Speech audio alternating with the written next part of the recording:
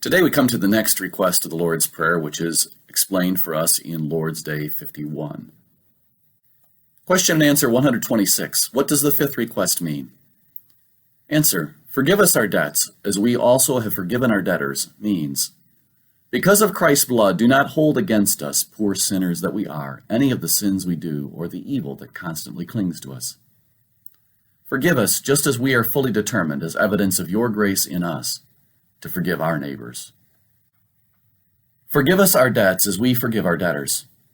Out of all the things God asks us to pray for, one of the most important is forgiveness. As author and pastor Kevin DeYoung writes, we need daily bread so that we may live. We need daily forgiveness in order that we might not die.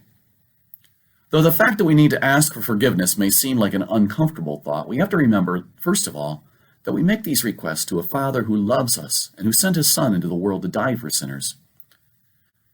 In one sense, this is a bold request. Forgive us, blot out the stuff we do wrong. It's a bold request because God is a just God who cannot overlook our offenses against him. But we make this bold request because of Christ, who paid the price for those offenses and gives us peace with God. Yet forgiveness is still a daily need.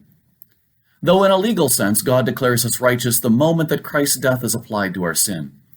In a relational sense, we continually have to seek forgiveness and reconciliation. Just because your mom loves you doesn't mean that you don't have to ever repent and say you're sorry if you wrong her. And the same is true of God. Just because Jesus died for us doesn't mean that we can go through life and never think twice about how we act toward him. The Catechism identifies two categories for which we need to be forgiven: the sins we do and the evil which clings to us. Most of us, at least on some level, understand that we need to be forgiven for what we do.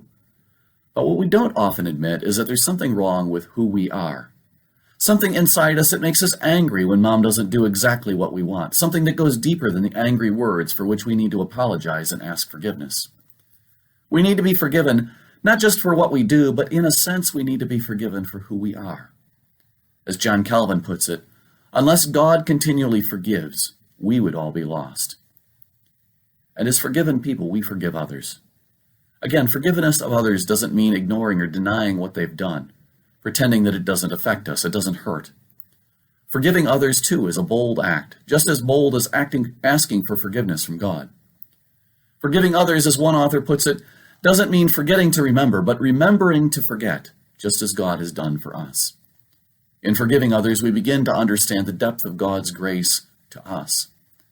In giving forgiveness, we understand what we are asking God to do for us.